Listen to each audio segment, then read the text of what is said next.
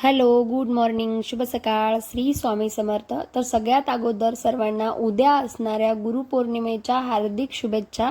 तर बऱ्याच जणांना गुरुपौर्णिमेच्या दिवशी गुरुपद घ्यायचे असते, पण माझ्या बऱ्याचशा मैत्रिणींना गुरुपद म्हणजे काय माहीत नसतं आणि गुरुपद घेण्याची योग्य पद्धत किंवा गुरुपद घेण्यासाठी लागणारे साहित्य किंवा गुरुपद कसं घ्यायचं हे माहीत नसतं. आणि बऱ्याच जणांच्या मला इंस्टाग्रामवर कमेंटसुद्धा होत्या की गुरुपद घ्यायचं कसं.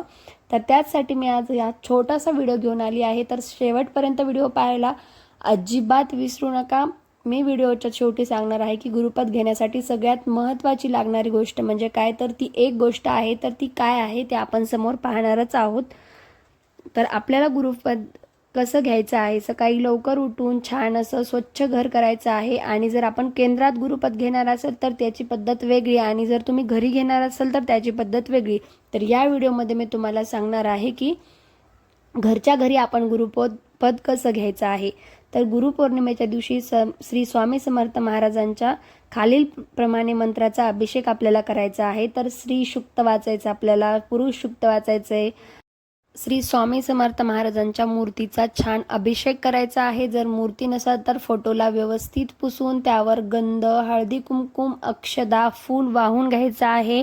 आणि जर महाराजांची मूर्ती असेल तर मूर्तीवर गुरुपद घेण्यासाठी महाराजांच्या चरणावर 3 पळ्या पाणी वाहायचे आहे, अर्पण करायचे आहे. आणि नंतर आपल्याला महाराजांना हळदी कुंकुम, अक्षदा वाहून घ्यायचा आहे आणि हातामध्ये एक श्रीफळ घ्यायचं आहे. श्रीफळ म्हणजेच नारळ.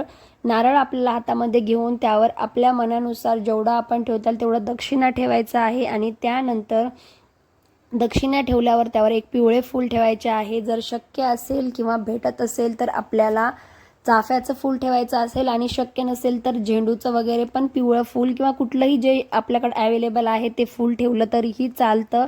नंतर आपल्याला महाराजांना प्रार्थना करायची आहे आणि असं म्हणायचं आहे, त्याचा संकल्प करायचा आहे की अनंत कोटी ब्रह्मांड नायक राजाधिराज योगीराज श्री स्वामी समर्थ महाराज, मी आपल्या चरणाशी त्रिवार मुजरा करून प्रार्थना करते.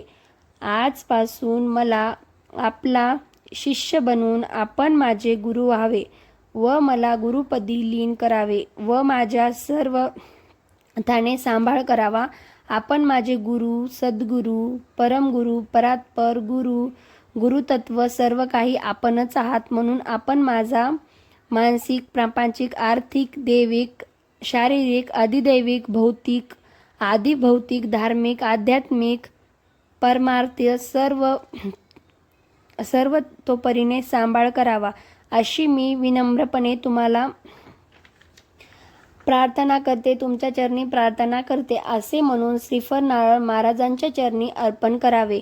आपण केलेला अभिषेक त्यांचे जे तीर्थ आहे ते तीर्थ आपल्याला प्यायचे आहे आणि ते तीर्थ पेतानी आपल्याला प्राशन करताना म्हणायचं आहे एक मंत्र. अगोदर आपल्याला ते तीर्थ हातात घ्यायचे आहे आणि हा मंत्र म्हणायचा आहे, अकाल मृत्यू हरणम सर्व व्याधी विनाशनम श्री स्वामी समर्थ पादिदकम तीर्थजट्रे धाराम्यम हम शिरसाट धाराम्यम हम. असा मंत्र आपल्याला म्हणायचा आहे आणि अभिषेक तीर्थ जे आहे ते आपल्याला प्राशन करायचं आहे. तर हा मंत्र म्हणणं झाल्याच्या नंतर आपल्याला हे तीर्थ प्राशन करायचं आहे आणि या दिवशी स्वामींची जास्तीत जास्त सेवा करायची आणि स्वामींचा अशा पद्धतीने आपल्याला गुरुपद घ्यायचं आहे आणि स्वामींना म्हणायचं आहे की आजपासून तुम्हीच माझे गुरु आहात. आणि आजपासून स्वामींची किमान दररोज 1 वेळा तरी आपल्याला जपमाळ करायची आहे. श्री स्वामी समर्थ नामाचा किमान एकदा तरी आपल्याला जप करायचा आहे.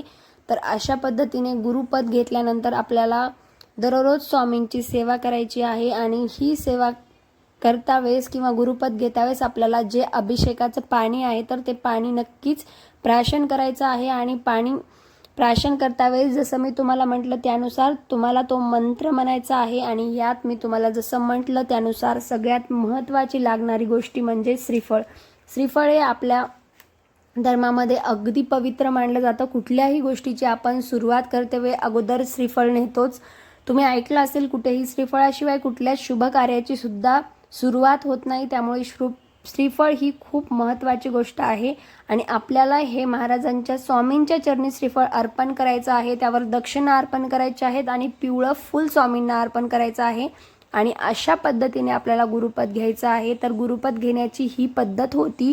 तर यात सुद्धा तुम्हाला काही समजलं नसेल तर कमेंट करून नक्की कळवा. मी ते सुद्धा तुम्हाला सांगण्याचा प्रयत्न करते. आणि गुरुपद घेण्यासाठी लागणारे साहित्य म्हटलं तर फक्त श्रीफळ लागणार आहे आपल्याला, दक्षिणा, फूल, हळदी कुंकुम, अक्षदा इत्यादी गोष्टी आपल्याला लागणार आहेत. तर एवढ्यामध्ये आपण नक्कीच घरच्या घरी गुरुपद अशा पद्धतीने घेऊ शकतो. तर आता मंदिरात गुरुपद कसं घ्यायचं यासाठी मी तुमच्या सोबत लवकरच एक नवीन व्हिडिओ शेअर करते. तर त्यामध्ये मी मंदिरामध्ये, मठात, केंद्रात गुरुपद कसं घ्यायचं याविषयी डिटेल्स माहिती देते. तर कसा वाटला माझा छोटासा व्हिडिओ कमेंट करून नक्की कळवा. व्हिडिओ आवडला असेल तर लाईक, कमेंट, शेअर आणि माझ्या चॅनलला सबस्क्राईब करायला अजिबात विसरू नका. तुम्ही माझ्या चॅनलवर बरेचसे व्हिडिओ अजून पाहिले नसतील तर एकदा नक्कीच व्हिजिट करा. तुम्हाला बरेचसे गुरुपौर्णिमेविषयी व्हिडिओ, डिवोशनल व्हिडिओ आणि बरीचशी महत्त्वपूर्ण माहिती पाहायला भेटेल. आणि माझा हा व्हिडिओ खूप खूप शेअर करा. व्हिडिओमध्ये जर काही चुकीचं वाटलं किंवा नाही समजलं तर ते सुद्धा कमेंट करून कळवा. आणखी भेटूयात एका नवीन आणि अशाच महत्त्वपूर्ण माहितीसोबत. तोपर्यंत बाय.